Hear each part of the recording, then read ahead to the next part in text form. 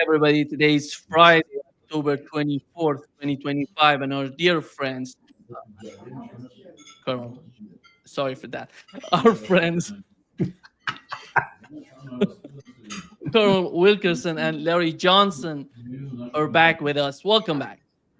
Hey, and you got the shirt. You got the win for the shirt today. I couldn't wear it in Moscow. Too cold. Yeah. Let me start with what's going on with the case of sanctions, new sanctions on Russia. And we've heard two different comments, one from the not that much different, two sort of two aspects, two different angles of the reaction to the sanctions, one from Vladimir Putin, and here is what he said about sanctions. Now, regarding the new sanctions, first of all, there is nothing new here. Yes, they are of a serious nature for us, of course, this is understandable. And they will have certain consequences. But still, they will not significantly affect our economic well-being.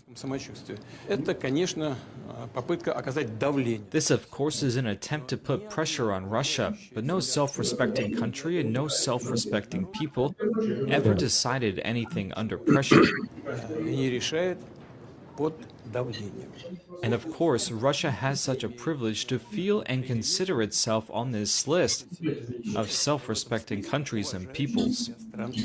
The other point was what Medvedev said, that he said that the United States is our enemy, and their talkative peacemaker, he's talking about Donald Trump, has now fully taken up the path of war with Russia. Larry, you are in Russia. What's going on in Russia? What is happening in terms of, the new escalation? They're like somebody who's sitting at a ping pong match, watching the same player play himself. Donald Trump, going back and forth. Look. I don't know if you know Stanislav Karpivnik. Stas was a major in the U.S. Army.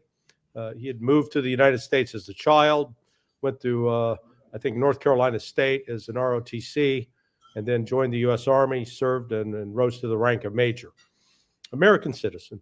But he actually read the sanctions, and as he pointed out, he goes, basically what the sanctions are is, he said, this is Department of Treasury saying that these two oil companies, if they own any property in the United States, U.S. is going to seize the assets.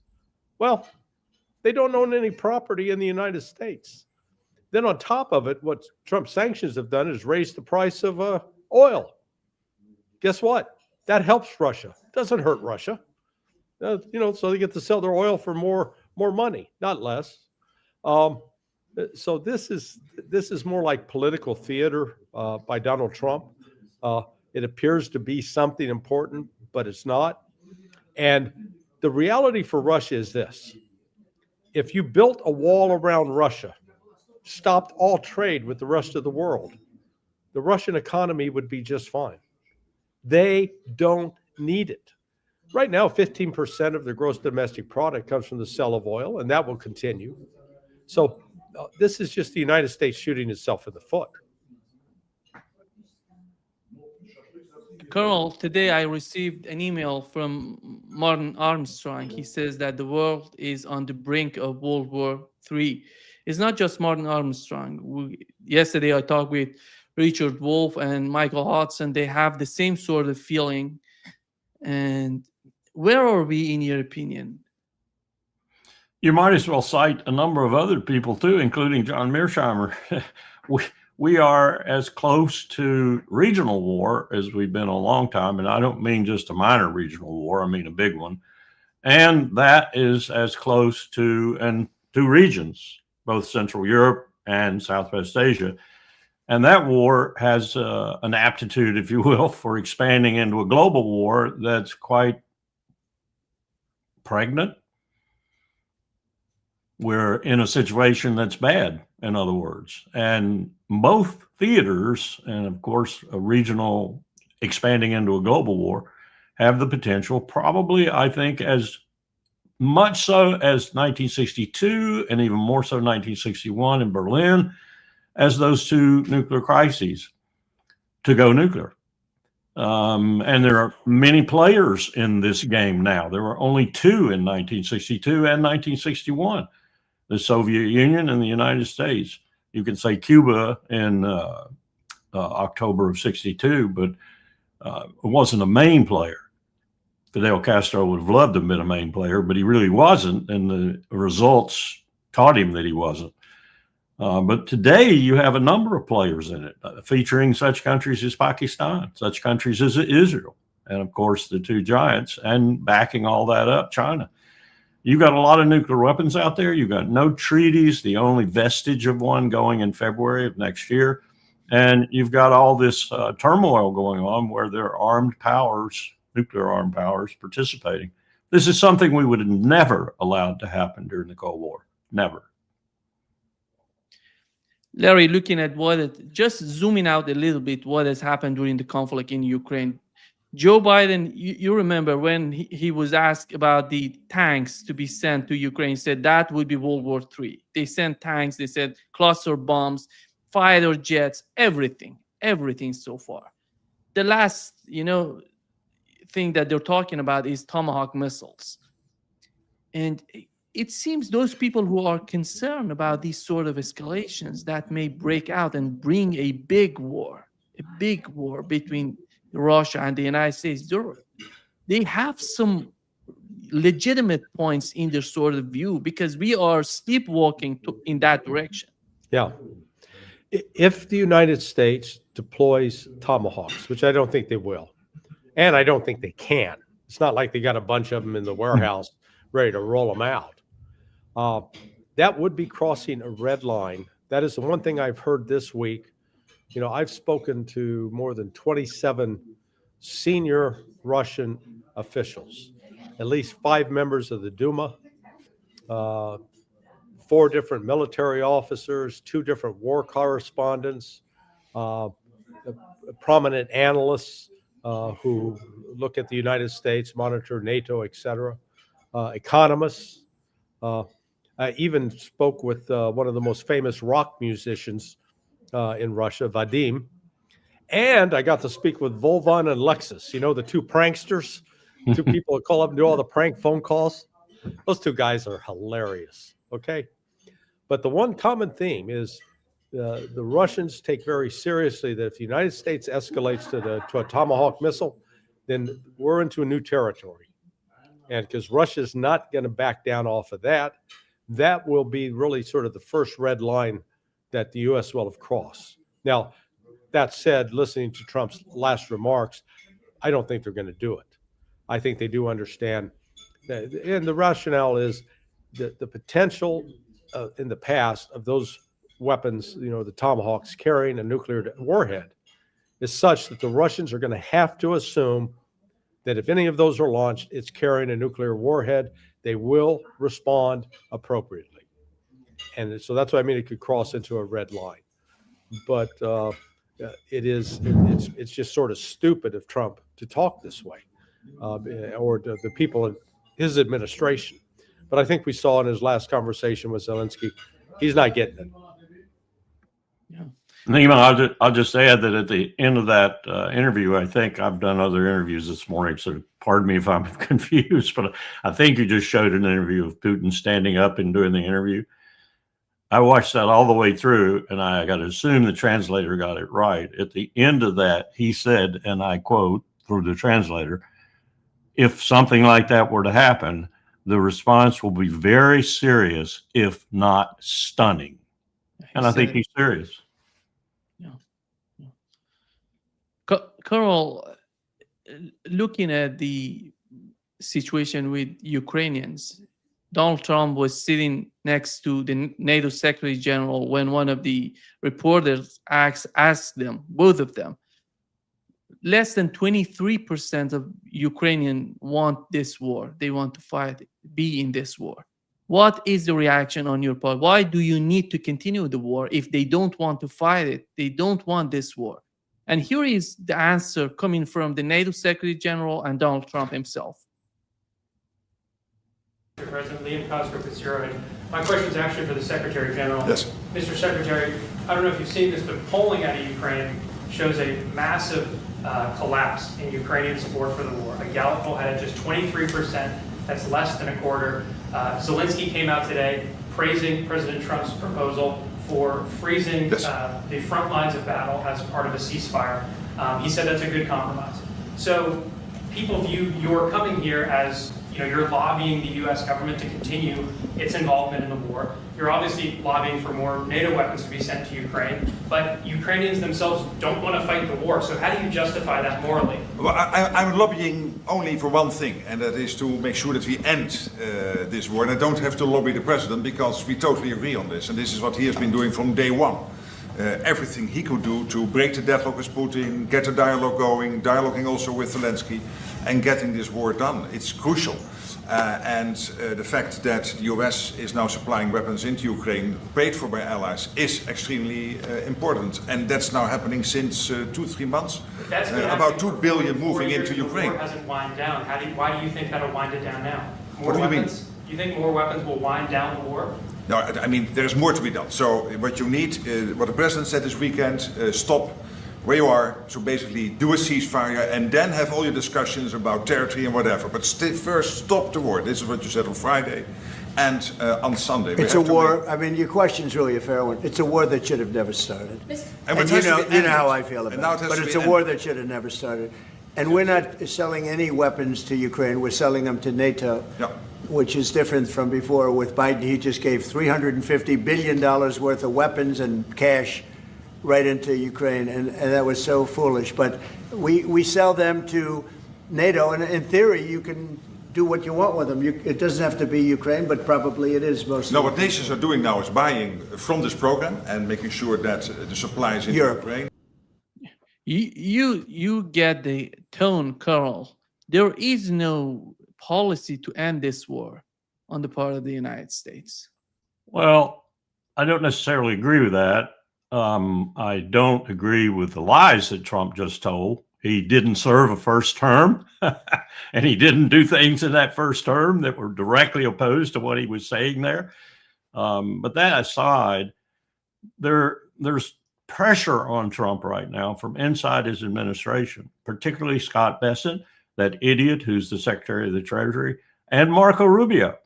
In fact, I have no doubt that Marco Rubio said some things in his phone call with Lavrov that essentially foreclosed immediately Lavrov's appreciation for any meeting in Budapest. And I have no idea if Marco Rubio was approved to say the things he said in that phone call by Donald Trump. Maybe he was, because Trump was trying to get off the dagger he was sitting on. He's got his main man in the Senate, Lindsey Graham. He's got the Secretary of State, as I just indicated. He's got the Secretary of the Treasury, others within his administration who are as adamant as those Europeans and as stupid as Mark Rutte about this war.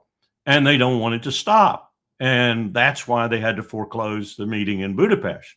And the other things that have come out about that meeting are pretty damning in terms of the United States and Donald Trump himself, because he gave in to all these people at the last minute, as it were, after more or less assuring Putin that they were going to have some kind of meeting, and even more importantly, a meeting that would be different from any previous one, a meeting that would have teams with papers and with solutions to problems. And they would sit down and have a real, what we used to call summit, where working parties would do the things that the principals essentially expressed in general terms. All of that was killed, and it was killed essentially by Rubio's phone call with Lavrov.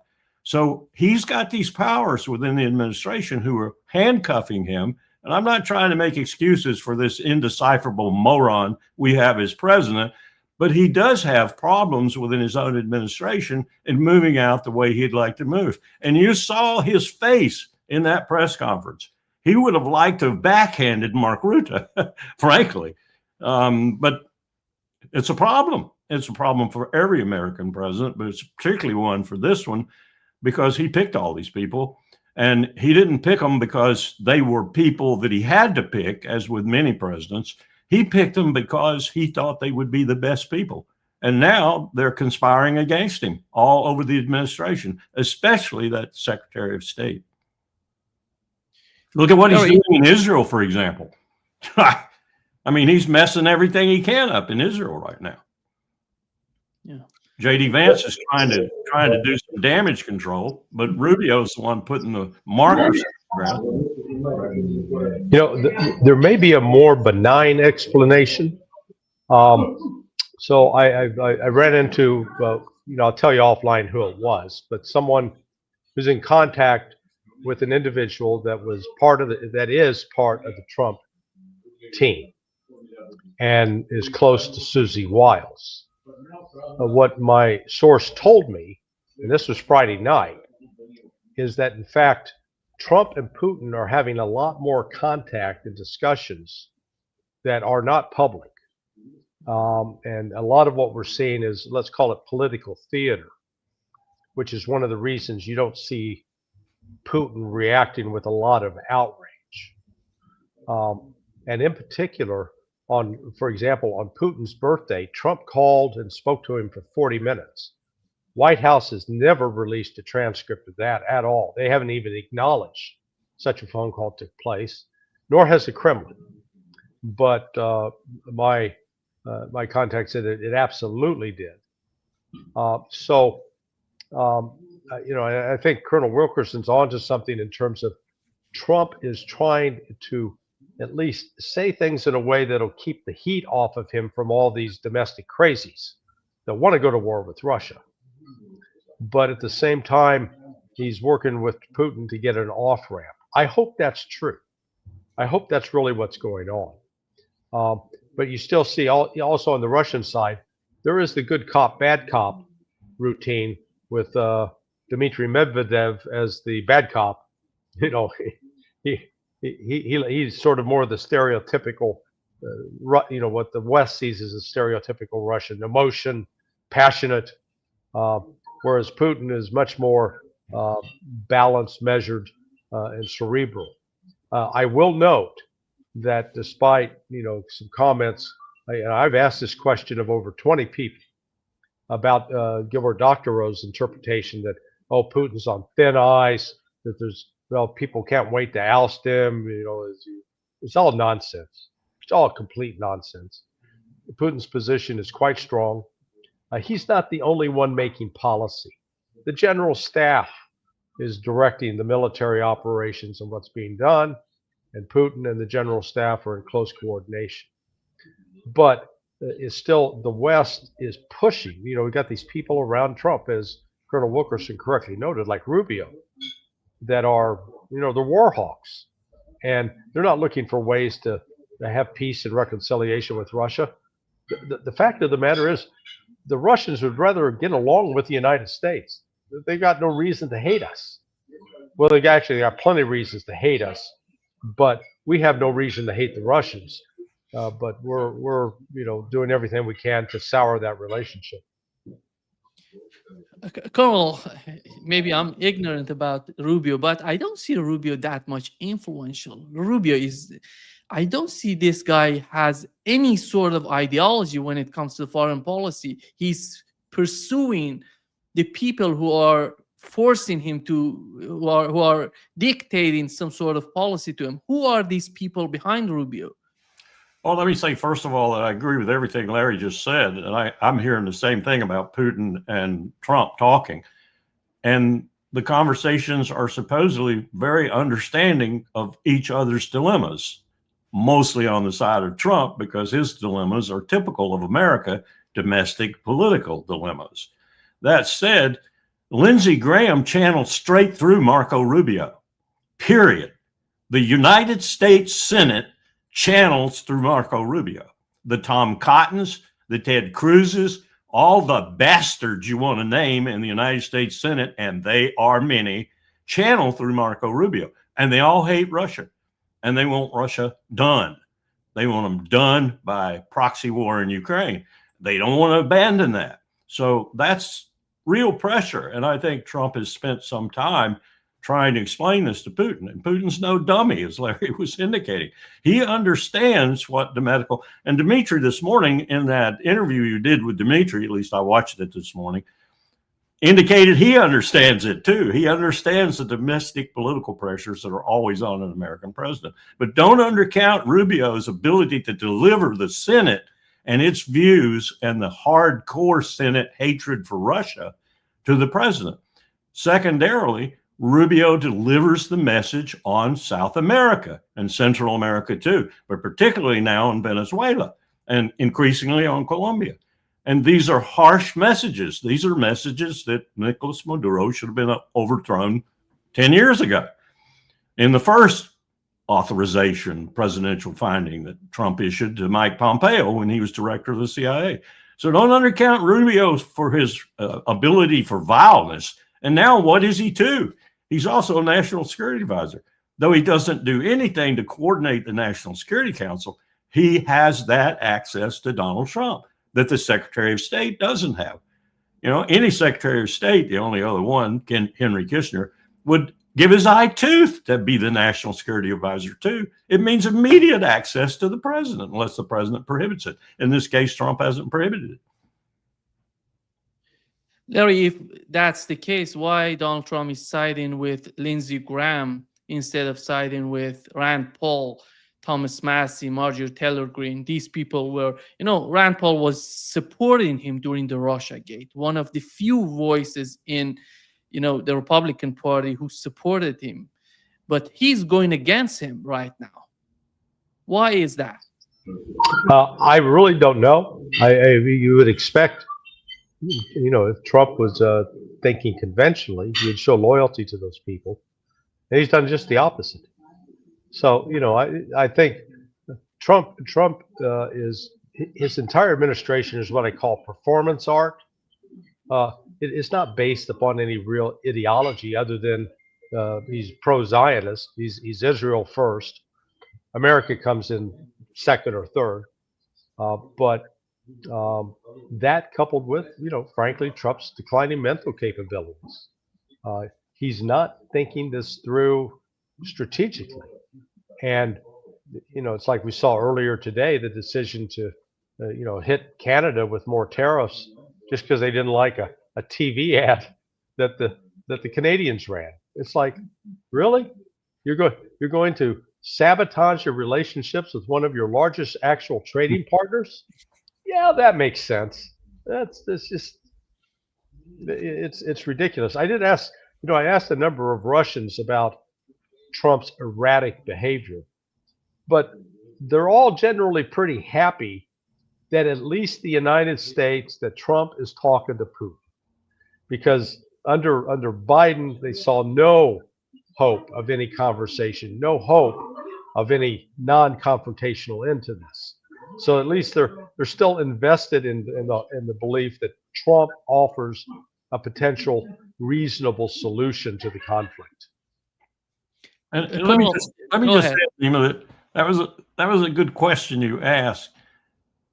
Where Trump gets his information, other than the belligerence of a Lindsey Graham or a Tom Cotton, is from John Thune. And John Thune, the majority leader in the Senate, essentially tells Trump what Trump wants to hear, because that's John Thune's job, just like Johnson's in the House to a large extent too. And what they tell him, and I happen to have some insight into this that I can't reveal, but what they tell him is that don't worry about the midterms. We're going to do the midterms because we're redistricting. We're doing everything we did before. We're going to do the midterms. We're going to do the midterms, and it's going to be a success. It might be squeaky, but it's going to be a success. And so he doesn't worry about these outcasts like Marjorie Taylor Greene and the guy from Kentucky, Massie. He's been an outcast for a long time. And so is Rand Paul, for that matter. Doesn't matter how many good deeds you do for Donald Trump in the beginning. Donald Trump will turn on you in a heartbeat. He's demonstrated that countless times. But he's not going to turn on John, who's telling him the Senate is his, despite this uproar in the House from Marjorie Taylor Greene and from maybe one or two in the Senate. He still does have a real lock on the most important congressional body, the Senate of the United States. And that's, you know, that's all he needs. And as long as he's being told that, he's not going to disturb it. Larry, Colonel he's just read what Donald Trump is, what Vladimir Putin, the way that he responded to the escalation, to hitting Russia deep into the Russian territory. What is the options on the part of Russians to respond if that sort of attacks on Russia happen? Larry, you're muted. Oh, sorry about that. They could potentially go after the NATO bases in Poland and Romania, for starters. They've also, I'm sure, identified key logistics nodes. They, up to this point, the thing to note about the Russians, despite the propaganda in the West, and really this goes back to World War II, the Russians traditionally have avoided killing civilians. So they don't look to retaliate against civilians. You notice in World War II, it was the Brits and the Americans who were bombing the cities, Hamburg, Dresden, Berlin, Stuttgart, Cologne, Frankfurt. And we were killing civilians. We weren't hitting military targets. We were killing civilians. I'm not aware of any target that the Soviet Air Force hit during World War II where they did a strategic bombing of a city and killed mostly civilians. They've shied away from that. And they've done the same in this war with Ukraine. Despite Western claims that they're killing civilians, the easiest test for that is, okay, really? List their names. What are the names of these civilians? You'll notice that whenever the Ukrainians come, oh yeah, they killed these civilians, but they don't provide the names. Well, that's because they're usually foreign mercenaries who are in military or they're at some headquarters or some bivouac location. So Russia's being very careful in that regard, and they're conducting the war in a way that is very at odds with the traditional U.S. shock and awe campaign, where we don't care if we kill civilians. Come on, we had Zelensky going to the United Kingdom, the same sort of pattern recently, after going to Washington, then going to London to see what would be the next step on the part of London, because they're running the show, in my opinion, in Ukraine. They're the main party to the conflict. What is going on with the British government right now? Are they thinking of new escalations, or there is some sort of force? As you mentioned about Donald Trump, he's not that much certain when it comes to the continuation of the war.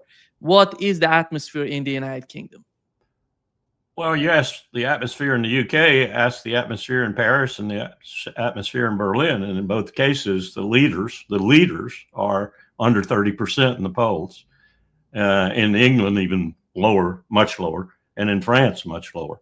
So they are definitely not representing the will of their people right now, as is supposed to be the case in a liberal democracy. I don't know how much longer they'll last. I doubt very much longer. But Zelensky gets his vibes, he gets the positive vibes when he goes to visit Starmer, Macron, or Merz, or any of the people, Ruto, people like that. But it's a disaster, really, for him right now. And what I'm hearing, and Larry can talk to this probably better than I, is that Putin's Nazis, and they are Nazis, they're Banderas people. They're his heritage. They have got Zelensky in a lockbox. If he moves, they'll assassinate him. They'll kill him. They'll get rid of him right off the bat. And you'll note they're not putting any of their forces on the front lines anymore because they get killed when they go on the front lines. So now they are a Praetorian guard around Zelensky. So he's damned if he does and damned if he doesn't. I don't know what's going to happen to him, but it isn't going to be anything pretty, and he's not going to enjoy that Dacia and that Bugatti and all that money that he's hoarded away. I can assure you that. He's in a real trick bag right now. And these Europeans who are still trying to support him, they're as bad as the people like Rubio who are still trying to screw Donald Trump up. They don't know what they're doing, or maybe they do know what they're doing, but it's very adverse to their country's interests and ultimately to Europe's interests. Yeah. Larry. Yeah, actually, let me just add on to that. So I spent 50 minutes with the former prime minister of Ukraine, Azarov. He was the prime minister from 2010 to 2014. I also did about a 50-minute interview where I'm asking the questions of one of the former Ukrainian prosecutors who had to flee to Russia. The ones calling the shots in Ukraine are these oligarchs. Kolomoisky was part of them, but there's a whole group of them that are just stealing the U.S. and the Europeans blind. That's the incentive to keep this war going. It's a huge money-making machine for them. And the former Prime Minister Azarov pointed out, he says, you know, when I took office in 2010, there were 57 million Ukrainian citizens in Ukraine. He said today, 20 million. So almost two-thirds of the Ukrainian population has fled, or, you know, a significant, you know, probably 1.5 million have been killed. And actually, I was telling him, I said, well, I can confirm that. My dentist came out of Ukraine, you know, 3 years ago. And I had a guy come into my house to do refrigerator repair. He was out of Ukraine as well. He came out three years ago. So, yeah, the Ukrainians are bailing out. So it's but Colonel Wilkerson's right. What you're looking at with Zelensky is he's the highest paid actor in Europe, and maybe in the history of the world.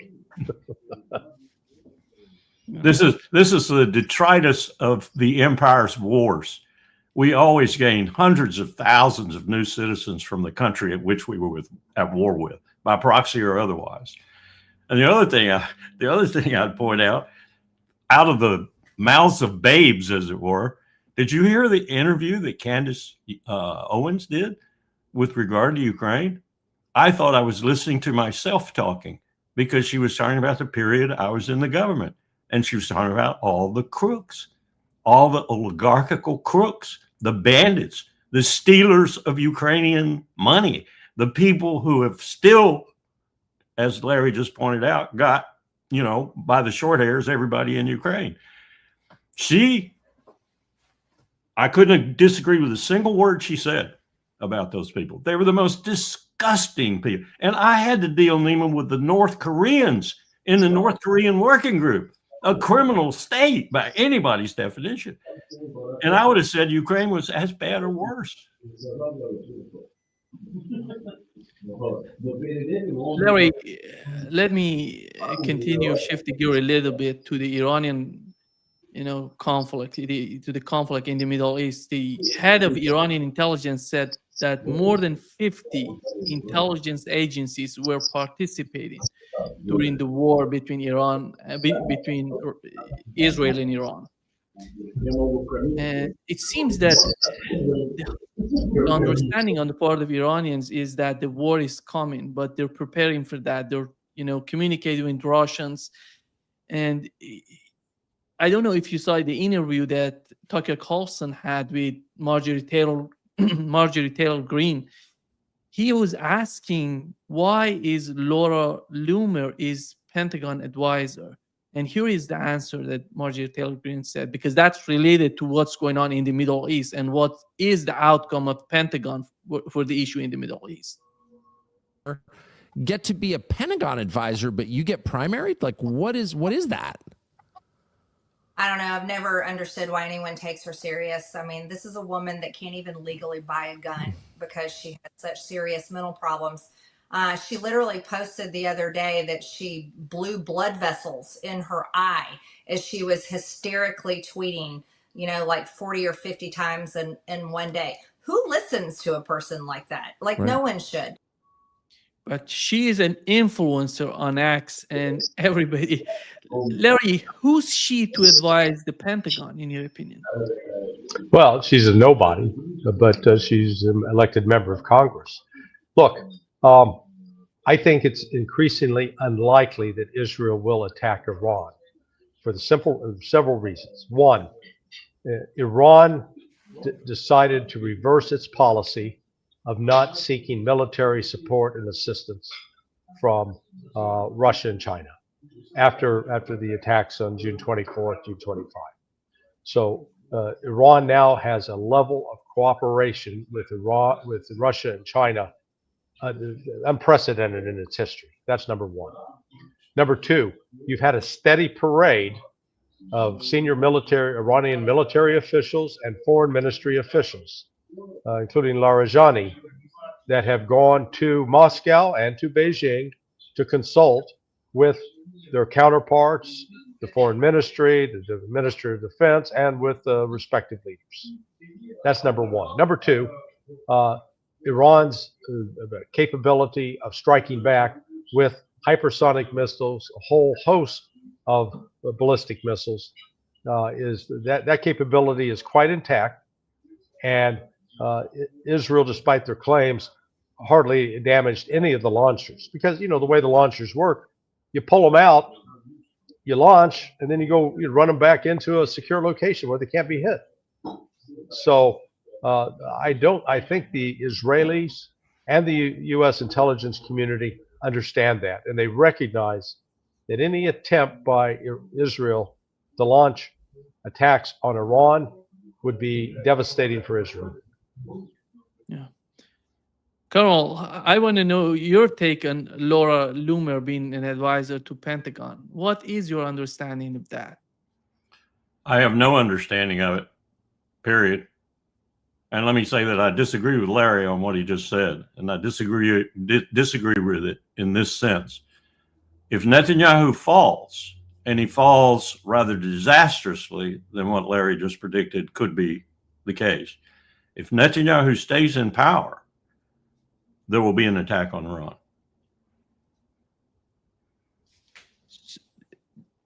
How is that going to help him if he attacks Iran, Colonel? How's it going to happen? How is that going to help him, his position? It keeps him in power. Absolutely keeps him in power, because he either dies in the throne, if you will, or he succeeds and is a big hero. And that all includes Donald Trump coming in to help him at the end. And I don't see Donald Trump refusing him. I simply do not see America refusing an Israel, no matter how vile, how disgusting, no matter how the domestic situation might be changing every day with regard to Americans' affiliation and love for Israel. Doesn't matter. Donald Trump will help him. I don't know how, Larry, how do they feel in Russia about the conflict in the Middle East? Do they talk about it? How important is that for them? And because we know that Netanyahu called Vladimir Putin and said they're not going to attack Iran. Do they really believe that's the case in Israel? I haven't detected any, obvious concern where people are talking about it on a regular basis. The Russians have made their statement by virtue of these public meetings with Iranian officials. They don't go out of their way to hide it and keep it secret. So they're sending a message by virtue of having the Minister of Defense, by having General Gerasimov, by having Lavrov, by having Putin meet with these senior Iranian officials.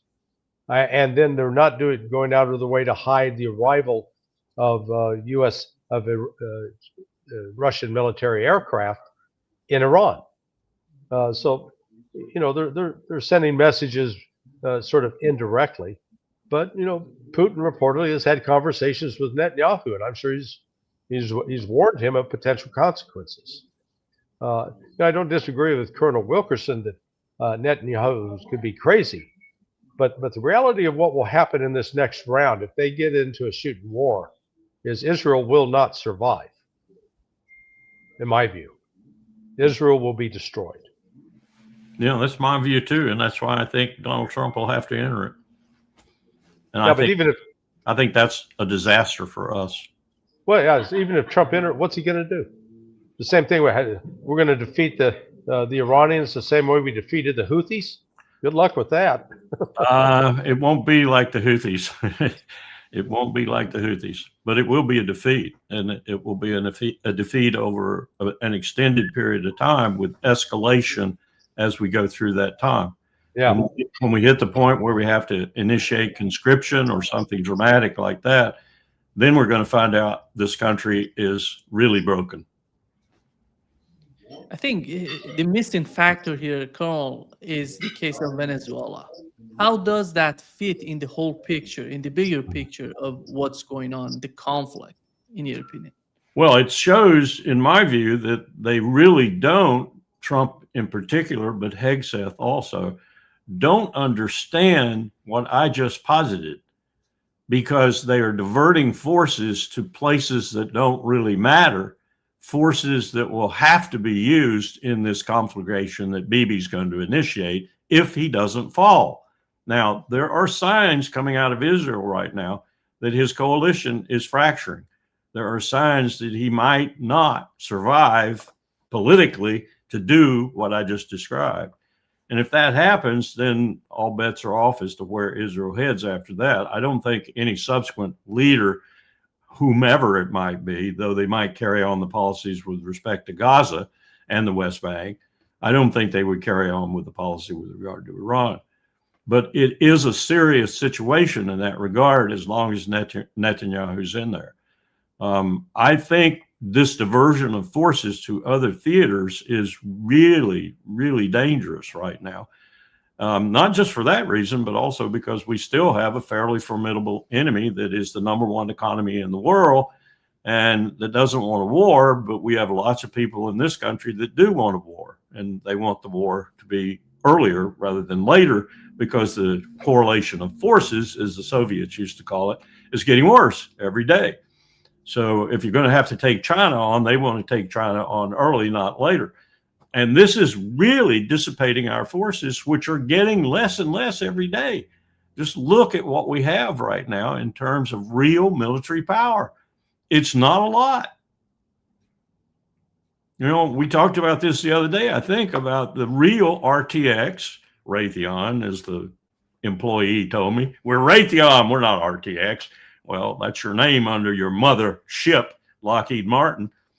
They're not making but 38 a month. That's all the Tomahawks they're making.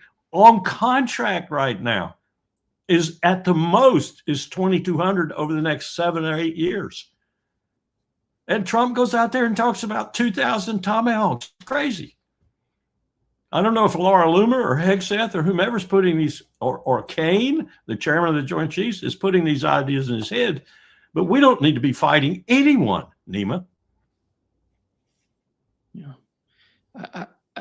Larry, my understanding of Venezuela is that the United States is preparing for a continuous conflict with the East. That's why they need Venezuela. They need the resources of Venezuela.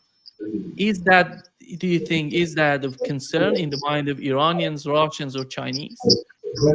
That's sort of like saying you need a supply of honey, and so to get that supply of honey, you're going to go over and kick over a bunch of wasp nests. You know, you're going to be so busy batting away the wasp, you're not going to have time to enjoy the honey. This is the fact that now Trump has expanded this to Colombia is pretty interesting, because there are a large number of Colombian mercenaries fighting in Ukraine on behalf of the Ukrainian side, and this could lead to, you know, Colombia taking stronger measures to prevent any Colombians from helping the Ukrainians out. Number one, but number two, you know, they may try to kill Maduro. Okay, good. Who's next? They're counting on that woman to step in. Forget about that. Venezuela is a big place. The United States does not have the ability to control it. If they, you know, this isn't the 19th century where we could send in, you know, a company of Marines to take over and control a capital. They've got quite a bit of armament. They've got Chinese air defense systems. They may actually have some Russian air defense systems. I know the Iranians have provided Venezuela with, you know, shore-to-ship missiles. So, you know, Trump and company they're picking a fight that I think they'll end up regretting having picked. I think I mentioned to you, Nima, earlier this week, that what I'm hearing too is that the sink has been the combatant commander, the admiral who said he was going to leave by December. Halsey. Yeah, he's been cut out. Yeah, he's been cut out of a lot of this because most of this is special operators. Most of it's soft doing this.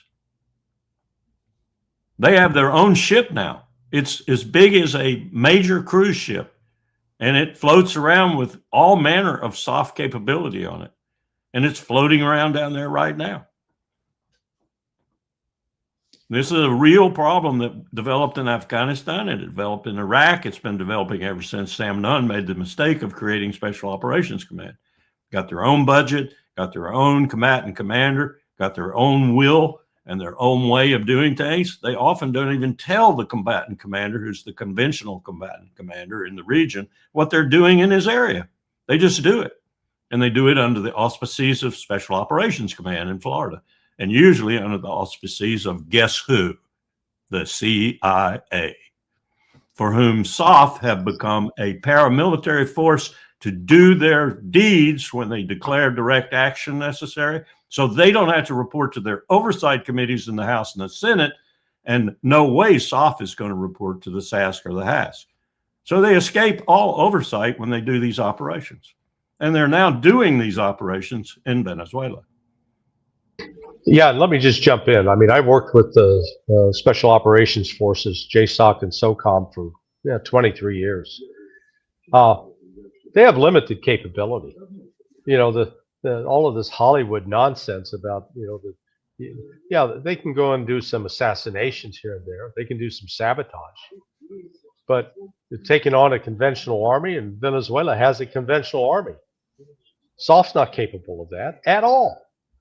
They can go out into the mountain villages in Afghanistan and into the deserts surrounding Iraq and attack a home of basically civilians that might have some weapons on them and kill them, but put them up against somebody that's got some heavy machine guns or some armor. All of a sudden, SOF's so-called advantage disappears.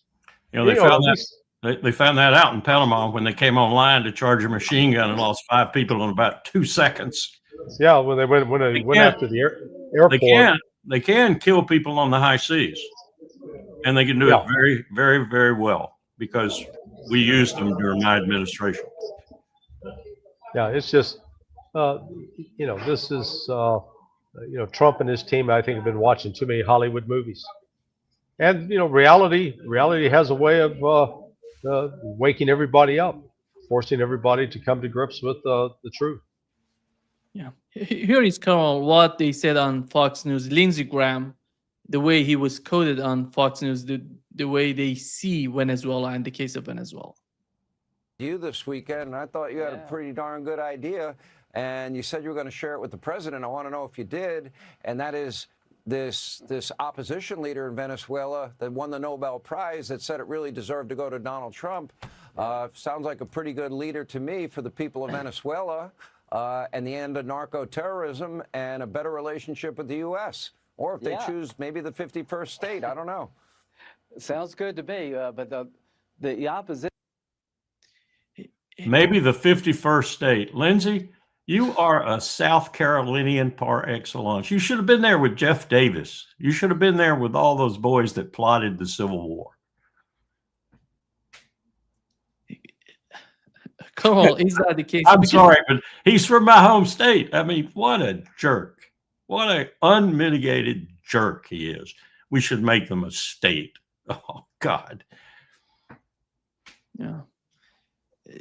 Carl, is that the case because we had the same sort of argument, rhetoric when it came to Canada, if you remember, and they're trying to repeat that. But it seems that the tone is different. The move is different. When you see the reported B-1 bombers, they went to Venezuela, close to Venezuela.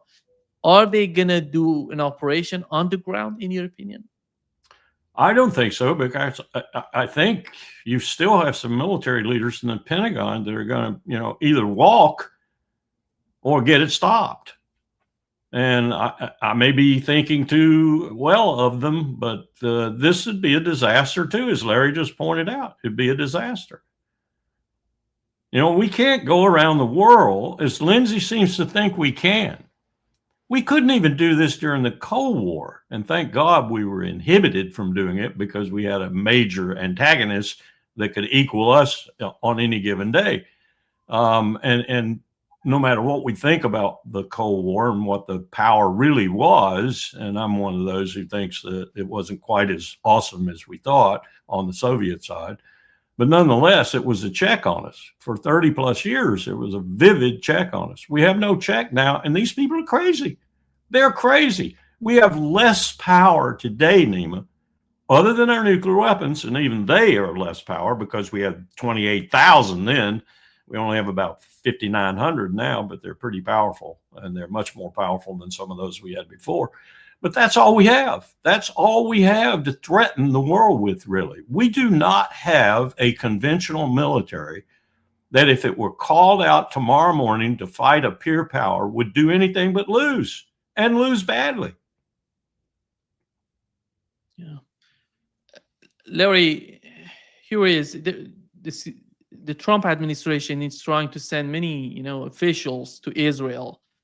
For the case of, it seems that Israel is serious in terms of the annexation of the West Bank. That's why we had J.D. Vance going there, Marco Rubio is there. And what is that? J.D. Vance was there when they were talking about the annexation of, the West Bank. Here is what J.D. Vance responded, the way that he responded to that sort of movement on the part of the Israeli officials. West Bank vote yesterday that took place while you were in the country? Oh, yeah, that was weird. That was weird. I was sort of confused by that. Now, I actually asked somebody about it, and they told me that it was a symbolic vote, some symbolic vote to recognize or a symbolic vote to annex the West Bank. I mean, what I would say to that is when I asked about it, somebody told me that it was a political stunt, that it had no practical significance. It was purely symbolic. I mean, look, if it was a political stunt, it was a very stupid political stunt, and I personally take some insult to it. The West Bank is not going to be annexed by Israel. The policy of the Trump administration is that the West Bank will not be annexed by Israel. That will continue to be our policy. And if people want to take symbolic votes, they can do that. But we certainly weren't happy about it. Thank you. Here is what Netanyahu said. He was asked in Hebrew, and he was asked whether Washington dictates Israeli policy after Trump claimed he blocked the West Bank annexation. Netanyahu responded that they will always say they will always say that. He's talking about the Washington. It doesn't matter. We are an independent nation. He simply says he doesn't care about what Donald Trump is talking about. They're going to do whatever they have in their mind to do. Go ahead, Carl. Well, I thought you were going to play a clip. So you're just reading? Yeah, well, they say one thing in Hebrew and another thing in English. But the fact of the matter is the United States is in a position to kick their ass. But I don't think Trump will. He's bought and paid for. But it is, I think J.D. Vance is actually sincere. The Zionists, they ought to take note of that. They're still, over the course of the last couple of weeks, they've been carrying out massive attacks against the people who live there, the Palestinians, with these settlers just attacking old women who are picking olives from olive trees. I mean, they're a bunch of they're sick, they're depraved, and they're inhuman. These Zionist settlers. And when you look at them today, Lima, when you see the videos, they're not carrying pitchforks and rakes and hoes and things like that. They're carrying Uzis and AKs and M16s, and they're very well armed. Let me just say also that I think what we're seeing in this tension and Rubio made an even different statement. Vance made that statement, and Netanyahu made a statement in English too, as well as the one in Hebrew. And I think what we're seeing is, I hope, the beginning of the end of Netanyahu's coalition, which I think would cure a lot of problems. It won't cure the Palestinians' problems because whoever follows will keep up the same policy on a low burner. But it will certainly, I think, stop the move to have another war with Iran. And it will probably give the United States a little more wherewithal, if you will, in order to direct policy a little better in Israel, because I don't think we'll have one like Netanyahu. Netanyahu does not give a crap about Donald Trump. Yeah. But Larry, they're talking about the yellow line and dividing Gaza in two parts. One part in the hand of, the Jared Kushner, together with other people who wants to reconstruct, and the other part under the control of Hamas. Is that still the case in the mind of the administration? The Trump Oh yeah. Oh no, I think so. This is part of that old saying: "How do you eat an elephant? One bite at a time." So they're what the Zionists are doing, with the full cooperation of the Trump administration, is trying to pretend that they're going to start rebuilding Gaza, but they're going to do it in a way that the Palestinians won't have a place there. This will be the settlers will move in there.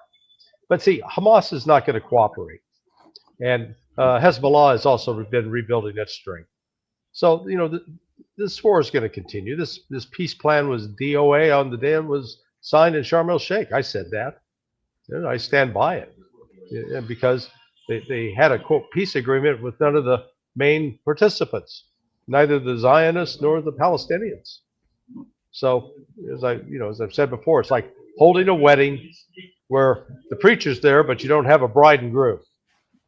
Only in this case, you didn't have the Zionists and the Palestinians.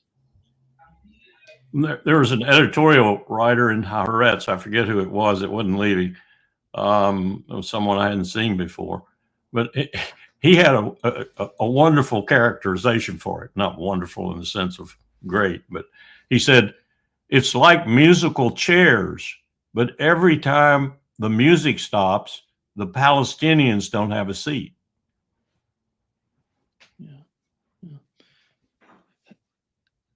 Larry, do you think that the Trump administration somehow feels that they have some sort of leverage on Netanyahu, or they fail to understand that Israel without war doesn't exist? In my opinion, look at the history of Israel.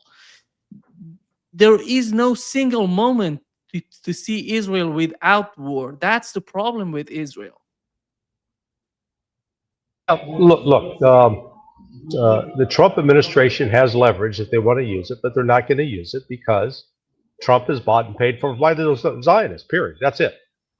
And he's put Jared Kushner, Zionist, Steve Witkoff, Zionist, to be the principal liaison with the Zionists over there. They're not going to come out and say, hey, we want to have a peace agreement. The last time that you had a signed agreement to move forward with peace between Anwar Sadat and what was it? Rabin, Yitzhak Rabin. Yeah, they both got killed. They're both murdered, assassinated. That's anybody that actually signs a genuine peace agreement, they're going to kill them. That was Joseph Avazar's main point. The guy with the Israeli-Palestinian Confederation simulation every other week. And that's the sign we were going to put up right before October the 7th. It was we'd already paid for it. $30,000 is going to be on the main road right out of Tel Aviv going east. And the sign said a Jewish state is not safe for Jews. Absolutely true.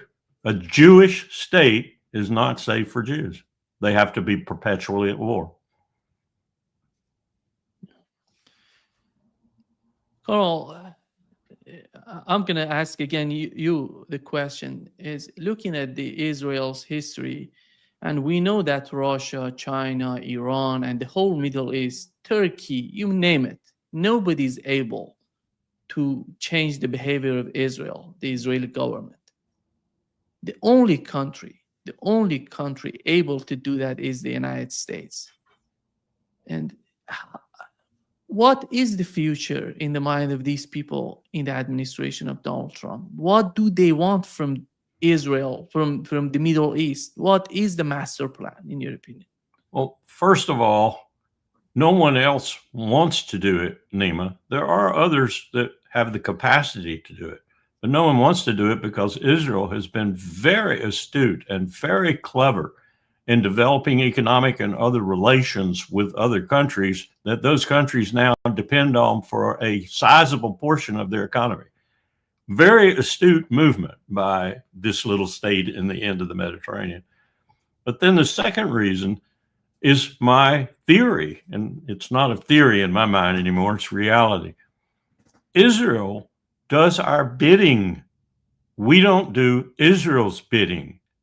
Now, there are tactical and operational parts of this bidding that by our Congress, by key members of the American community, by other leaders, and keep a propaganda campaign all across America to make Americans feel good about Israel.